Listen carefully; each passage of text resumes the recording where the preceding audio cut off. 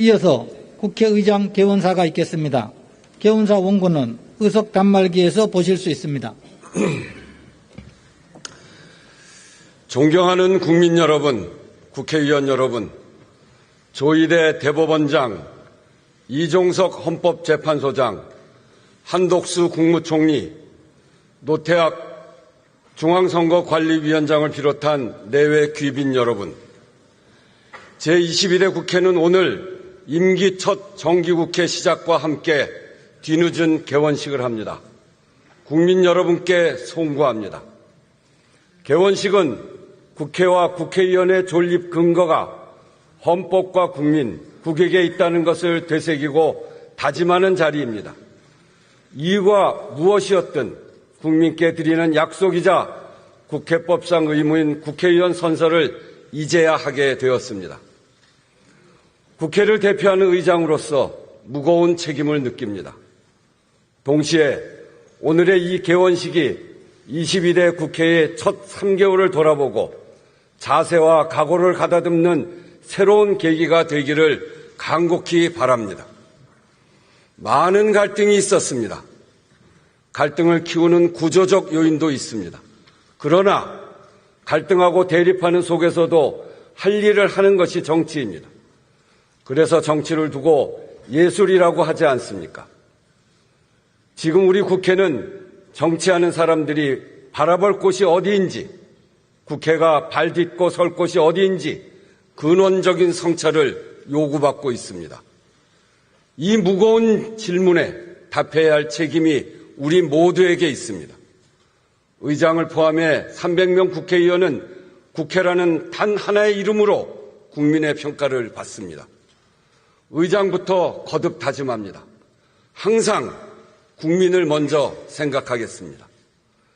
갈등이 깊을수록 국민의 눈으로 보고 해법이 어려울수록 국민의 목소리를 담겠습니다. 오늘 개원식에는 많은 국민이 함께하고 계십니다. 국민의 삶이 모여 대한민국을 만듭니다. 국민이 느끼는 자긍심이 나라의 품격이고 국민이 펼치는 열정이 사회의 활력입니다. 국민이 겪는 아픔과 절망에 대한 응답이 우리의 내일입니다. 22대 국회를 국민을 지키는 국회, 미래로 나아가는 국회로 만들겠다는 다짐을 담아 여러 분야의 분들을 이 개원식에 모셨습니다. 우선 가장 연장자로 재원국회 반민특위 김상덕 위원장님의 아드님 김정육 선생님께서 와 계십니다. 반민특위 유족분들은 국가기관으로부터 첫 초청을 받았다고 말씀하셨습니다. 죄송스럽고 감사합니다. 그간 제대로 조명되지 못한 우리 근현대사의 아픔 가운데는 일제강점기 연해주에 살던 고려인 17만 명이 강제이주를 당한 일도 있습니다. 그 후손들이 오늘 여기 고국 대한민국 국회를 찾았습니다. 잘 오셨습니다. 환영합니다.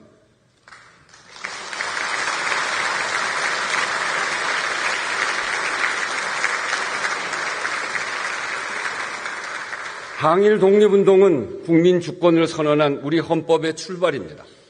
그 역사가 나라의 정체성을 만들었고 국민의 자부심이 됐습니다.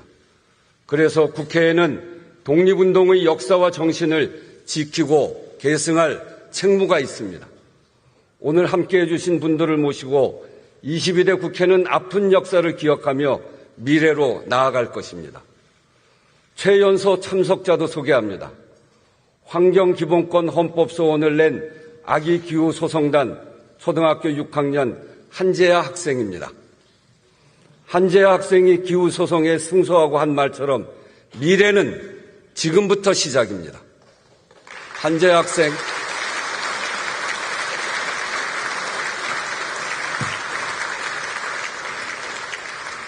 기술혁신과 연구개발 현장에서 우리나라 미래 먹거리를 개척하는 분들이 오셨습니다. 젊은 과학기술인들, 앞날에 대한 불안 때문에 현장을 떠나지 않도록 국회가 함께하겠습니다.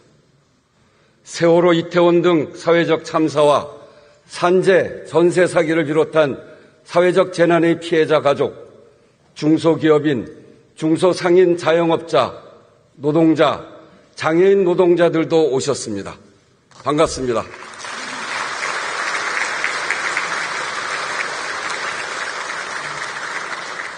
생명안전사회의 디딤돌을 놓고 노동존중사회의 깃발을 세우는 분들입니다. 소방관, 경찰관, 국회 공무원과 공무직 노동자 등 공공부문과 의료 현장 종사자들도 계십니다. 헌신에 감사합니다. 국회가 여러분과 함께하겠습니다.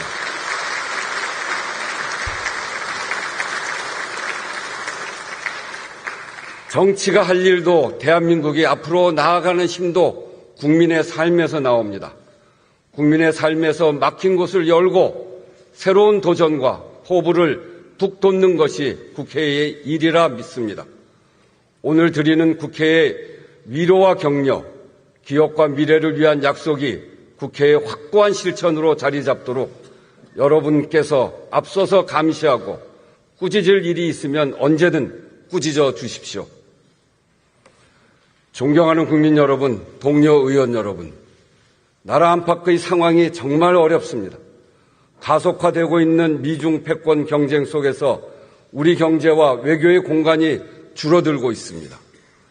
세계 곳곳에서 치러지는 선거와 끝나지 않은 전쟁이 국제 정세의 불확실성을 높이고 있습니다. 한반도를 둘러싼 흐름도 긴박하게 돌아가고 있습니다. 이 모든 것이 우리 경제의 큰 불안 요인입니다. 안으로는 고금리, 고물가, 내수 부진이 국민의 삶을 흔들고 있습니다. 구조적인 저성장과 양극화, 불평등이 해소되지 않은 채로 기후와 인구, 디지털 전환과 기술 융합 같은 새로운 도전이 우리 사회의 역량을 시험하고 있습니다. 누적되고 구조화된 갈등은 대화하고 타협하는 의회 정치를 위협하고 있습니다. 당면한 과제 어느 하나 쉬운 것이 없지만 그것을 해결하라고 하는 것이 22대 국회를 구성한 민심입니다. 국회는 상권 분립의 한 축입니다만 국민이 직접 구성한 기관이고 행정과 사법이 작동하는 근거인 법을 만드는 곳입니다. 국회가 입법으로 길을 만들면 그 길을 따라 실행하고 관리하는 역할을 행정부가, 길에서 이탈하지 않도록 강제하는 역할을 사법부가 합니다. 헌법이 정부와 법원에 앞서 국회를 먼저 명시한 것도 국회의 이런 특별한 권한과 책임 때문일 것입니다. 법을 만들고 집행하고 적용하는 3권이 각자의 역할을 하면서도 조화롭게 융합해야 국민의 삶이 편안해집니다. 윤택하고 풍요로워집니다. 어느 하나가 과도한 권한을 행사하거나 권한이 집중되면 상권 분립이 무너지고 국민의 권리가 침해당합니다. 좀 불편하더라도 서로의 이야기를 잘 경청해야 합니다. 국회도 정부도 제일 앞자리는 민심입니다. 민심에 가장 닿아 있는 국회의 목소리에 귀 기울이는 것이 정부가 성공하는 길이기도 합니다. 모처럼 양당 대표 회담도 있었고 오늘 개원식에 대통령께서 참석하셨더라면 국민 보기에 좋았을 텐데 참으로 아쉽습니다. 민심의 목소리를 입법에 반영하고 정부에 전할 책임이 국회에 있습니다.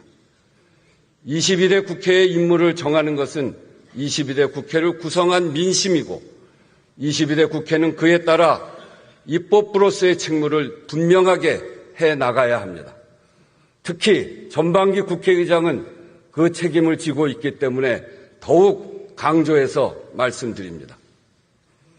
존경하는 국민 여러분, 동료 의원 여러분, 21대 국회에 주어진 임무가 무엇인지를 함께 고민하자는 의미에서 세 가지를 말씀드리고자 합니다. 첫째, 당장 민생부터 끌어안아야 합니다. 수출이 늘고 경제 지표가 개선되고 있다지만 민생과 체감 경기는 다른 때와 비교할 수 없을 정도로 어렵습니다. 지난해 폐업한 사업자가 100만에 육박합니다. IMF 때보다 더 어렵다는 말이 나옵니다. 국민 80%가 앞으로 경기가 나아질 거라는 희망조차 품지 못하고 있습니다. 민생은 숫자가 아니라 현장입니다. 담장 안에서 책상 앞에서 보는 민생이 아니라 현장에서 느끼는 민생에 국회의 역할이 있습니다. 현장이 국민이 사는 현실이고 바로 그 자리 민생 현장 어디에도 국회가 필요하지 않은 곳이 없습니다. 의정 갈등이 낳은 의료 공백이 6개월째 이어가고 있습니다. 개혁이라는 이름으로 시작된 일인데 국민이 겪는 현실은 의사 없는 병원입니다. 응급 환자가 응급실을 찾아다니다 목숨을 잃고 지금은 아프면 안 된다는 국민의 불안이 날로 커지고 있습니다. 응급의료 현장에 남아있는 의료인조차도 이제는 더 이상 버틸 수 없다고 말합니다. 그런데 정부는 비상의료 체계가 원활하다고 합니다. 국민이 체감하는 현실과 크게 다릅니다. 정부는 더 현장 속으로 들어가서 문제 해법을 찾아야 합니다. 현실 감각부터 의료 현장과 국민에 맞추어야 합니다. 사회적 대화를 제안합니다. 국회 관련 상임위가 중심이 되어 해결책을 모색하고 있습니다만 현장의 악화 속도가 더 빠른 것이 사실입니다. 여야 정당의 대표들이 논의를 시작한 것을 환영합니다. 여기에 더 나아가 정부, 여야 정당, 의료관계인, 환자와 피해자가 한자리에 모여서 작심하고 해법을 찾아봅시다. 여야를 불문하고 많은 의원님들이 크게 걱정하고 있는 만큼 사회적 대화의 장을 만드는 일에 함께 나서주시길 요청드립니다.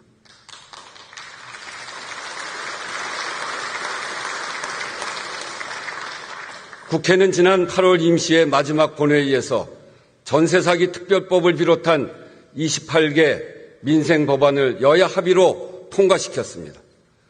합의 처리 경험을 더 많이 쌓아가야 합니다. 어제 11년 만에 여야 정당 대표 공식 회담에서 민생 공동 공약 추진을 위한 협의기구를 구성하기로 했습니다. 참 반가운 소식입니다. 큰 틀과 방향, 의제에 대한 합의가 이루어진 만큼 이제 국회가 입법으로 구체화, 현실화해야 합니다. 가계와 소상공인 부채 부담 완화나 육아휴직 확대는 지난 총선에서 여야가 함께 공약한 과제이기도 합니다. 이미 많은 법안이 발의되어 있습니다. 그간 여야가 한 목소리로 강조해온 과제들도 적지 않습니다.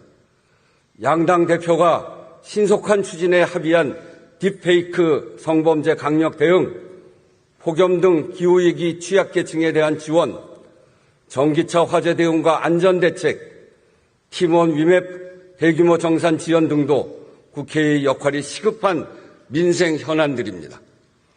여야가 공히 약속한 일부터 신속하게 해나가면서 민생을 끌어안는 국회를 만들어 가자고 요청합니다.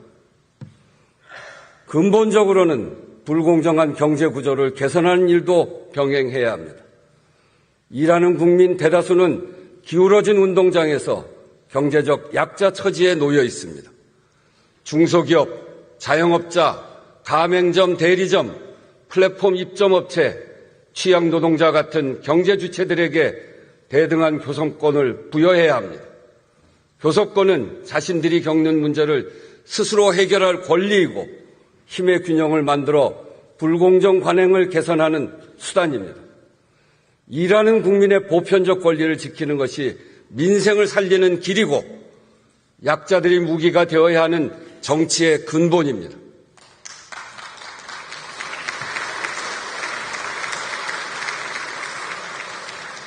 둘째, 묵은 과제를 해결해야 합니다.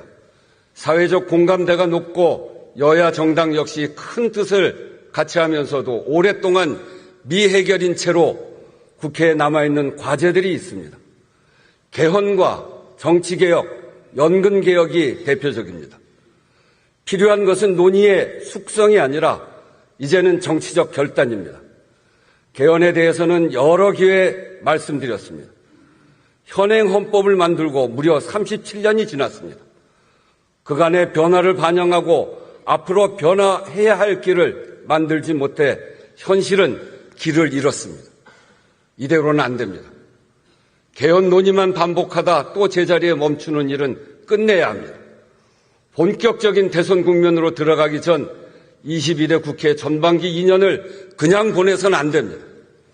여야 정당에 재차 제안합니다. 개헌의 폭과 적용 시기는 열어놓되 개헌 투표는 늦어도 내후년 지방선거까지는 합시다. 정치적 오해에서 벗어나 개헌을 성사시킬 수 있는 현실적 방안입니다. 본격적으로 상의합시다.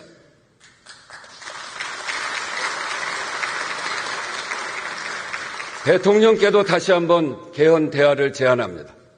대통령의 결단으로 막힌 물꼬를 틀 수 있기를 바랍니다. 정치개혁, 특히 선거제도 개혁도 지금 해야 합니다.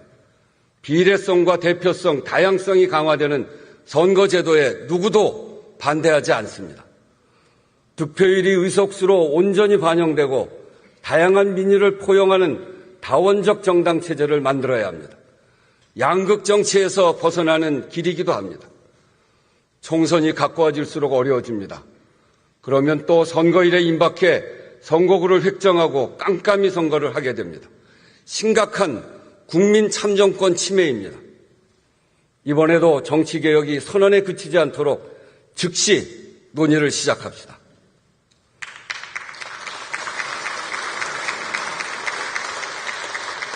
연금개혁이 어려운 과제임은 틀림없습니다. 소득 보장도 늘려야 하고 지속 가능성도 높여야 합니다. 미래 세대의 부담에 기댄 채로 제도를 운영해서도 안 됩니다. 적절한 균형을 찾아야 합니다. 다행히 지난 21대 국회에서 중요한 진전이 있었습니다. 여야가 보험료율 인상폭에 사실상 합의했습니다. 소득 대체율에 대한 시민의 선호도 확인했습니다. 그간의 과정, 어렵게 만든 결과를 원점으로 돌리지 말고 여기서부터 출발하는 지혜를 발휘해야 합니다. 정부가 제출할 개혁안에 대해서도 충분히 논의해 합의점을 찾아가되 기왕에 합의된 부분부터 순차적으로 진행하는 것도 실효적인 방안이 될 것입니다. 논의 구조에 대해서는 여야가 신속히 의견을 모아주시기 바랍니다. 공영방송 제도 정비도 22대 국회의 책임입니다. 정부 여당과 야당이 각각 공영방송 이사진 선임과 방송사법 입법을 밀어붙이는 과정에서 큰 충돌이 있었습니다. 정치적 결단으로 문제를 해결할 기회를 살리지 못한 채 결과적으로 양측 모두 멈춰서게 되었습니다. 법원의 판단과 대통령의 거부권에 의해서가 아니라 국회 스스로 결정했어야 합니다. 매우 아쉽습니다. 이제 남은 것은 다시 합리적인 공영방송 제도를 만드는 일입니다. 지난 정부에서 기회를 놓친 것은 매우 안타까운 일입니다. 그렇다고 포기할 일은 더더욱 아닙니다. 방송의 공정성과 독립성, 공익성을 제도적으로 보장할 법안을 만들고 방송을 주인인 국민에게 돌려드려야 합니다. 국회가 해야 합니다. 여야 정당과 언론 종사자, 언론학자, 시민사회 등이 고루 참여해 집중적으로 논의하고 합의안을 만들어 봅시다. 필요하면 대화 테이블을 여는 것도 의장이 감당하겠습니다. 정부 여당의 적극적인 호응을 기대하고 요청합니다.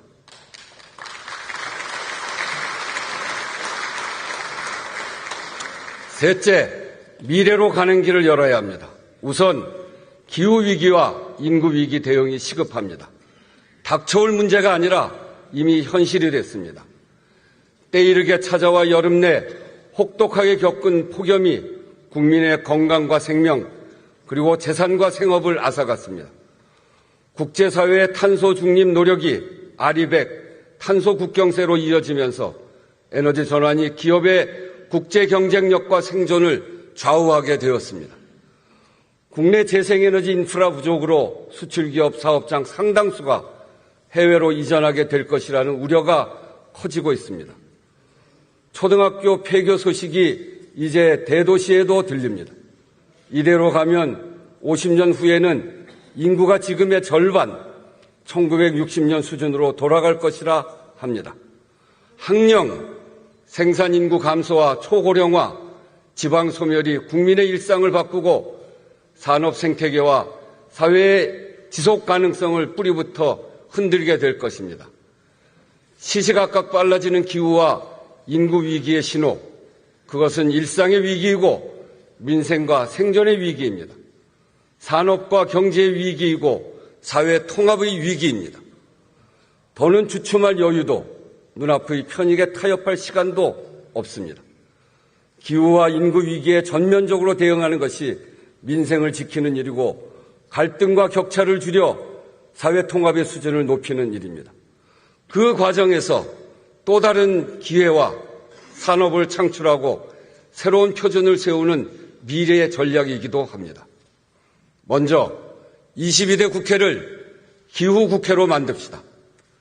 입법과 정책으로 기후 대응의 길을 열고 국회 조직의 친환경 실천으로 기후행동을 확산시키는 국회를 만들자는 제안입니다. 지난주 현행 탄소중립기본법에 대해 헌법 불합치 판결이 났습니다. 이에 따라 국회는 2026년 2월까지 법을 개정해야 합니다. 현재 공백 상태인 2031년부터 탄소중립 목표 시점까지 연차별 온실가스 감축 목표를 설정해야 합니다. 복잡한 이해관계, 예측하기 힘든 장기 경제 전망을 넘어 세대 정의에도 부합하고 사회적으로 합의할 수 있는 안을 만드는 일이 쉽지 않습니다. 지체 없이 국회 기후특위를 설치합시다. 공감대는 이미 넓습니다. 특위의 법안 심사권과 예결산 심의권을 부여해 실질적인 변화를 이끌 위원회로 만드는 것까지 여야의 합의가 이루어지기를 기대합니다. 국회 탄소중립 로드맵을 수립하고 있습니다. 국회의 현재 온실가스 배출 상황을 파악하고 연차별 온실가스 감축 목표를 세우겠습니다. 21대 국회에서 착공하게 될 세종의사당을 에너지 자립을 통해 탄소 중립을 실현하는 기후국회의 상징으로 건립될 수 있도록 힘을 모아주시길 기대합니다.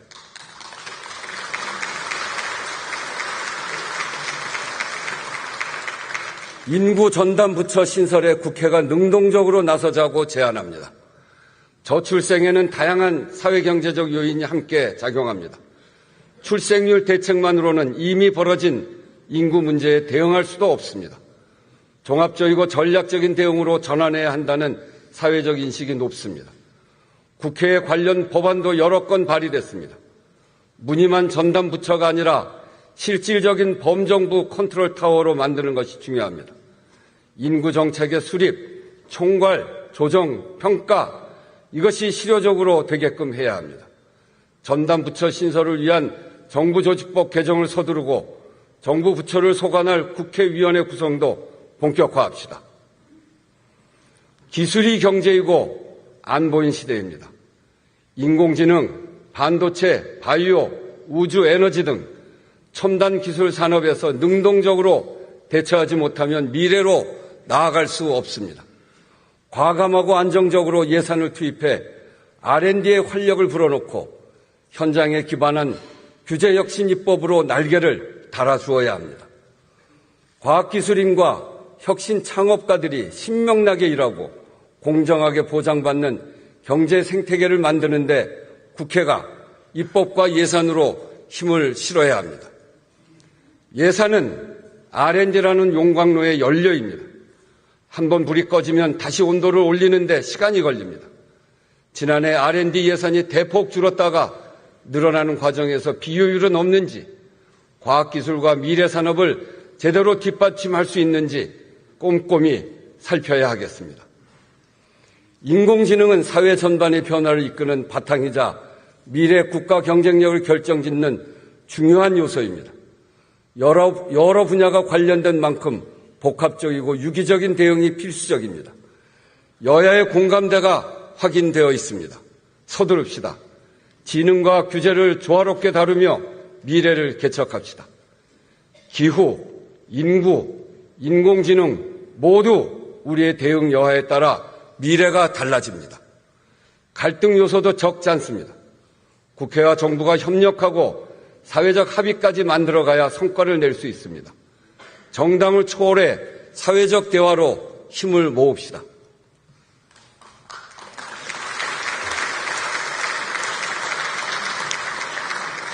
존경하는 동료 의원 여러분, 국회의원 의정활동을 충실히 지원하고 국민을 위해 유능하게 일하는 국회를 만들기 위해 의장단과 입법지원기관들이 전심전력을 다해 뒷받침하겠습니다. 민생국회가 의원 여러분의 성과입니다. 민생, 미래의제가 정쟁 속에서 사라지지 않도록 총력 대응 체제를 구축하겠습니다. 국회 입법지원기구 간 정책 현안 공동 체계를 만들고 기구 간 중복과 분산을 막기 위해 주요 의제별 컨트롤 타워를 세우겠습니다. 의정 지원의 효율성을 높이겠습니다. 개혁국회가 의원 여러분들의 성과입니다. 생산적인 국회 운영과 적극적인 국회 협치를 위해 자문위원회를 구성해 개선 과제를 발굴하고 국회법을 정비하겠습니다. 원구성 상임위 배분이나 법사위 권한처럼 여야, 다수당, 소수당 간의 입장이 갈리는 과제들이 있습니다. 적용 시기는 23대로 넘기더라도 방향과 조문은 먼저 합의하는 지혜를 발휘해 봅시다. 교섭단체 구성 요건 완화도 검토해야 합니다.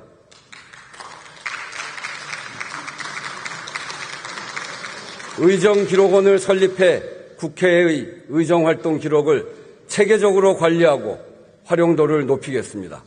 의원님들의 기록 관리도 돕겠습니다. 삼권 분립을 온전하게 실현해야 민주주의입니다. 국회의 본연의 역할인 입법을 강화하고 국민의 눈으로 행정부를 견제해야 합니다. 예결산 기능 강화를 비롯한 제도적 장치의 마련을 한편으로 그릇된 문화와 관행의 개선을 한편으로 행정부와의 관계를 바로 정립해 나가겠습니다. 22대 국회는 유례 없는 여소야대 국회입니다. 다수당으로서의 부담감과 집권당으로서의 책임감이 함께 작동해야 합니다. 여야 정당 모두 각별한 노력을 기울여 주시길 부탁드립니다.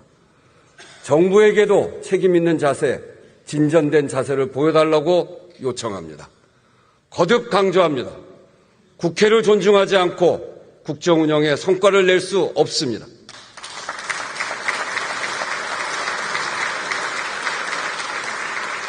존경하는 국민 여러분, 정치가 국민께 큰 걱정을 끼치고 있습니다. 국민의 신뢰를 얻기에는 지금 국회의 모습이 크게 부족합니다. 그러나 지금 이 자리에 멈추지 않겠습니다. 국민을 지키는 국회, 미래로 나아가는 국회의 사명을 온 힘을 다해 실천하겠습니다. 국민 여러분이 곁에서 국회를 느낄 수 있게 국회 담장을 넘어 국민 속으로 들어가겠습니다. 존경하는 동료 의원 여러분, 그 길로 함께 나아갑시다. 함께 노력합시다. 경청해 주셔서 감사합니다.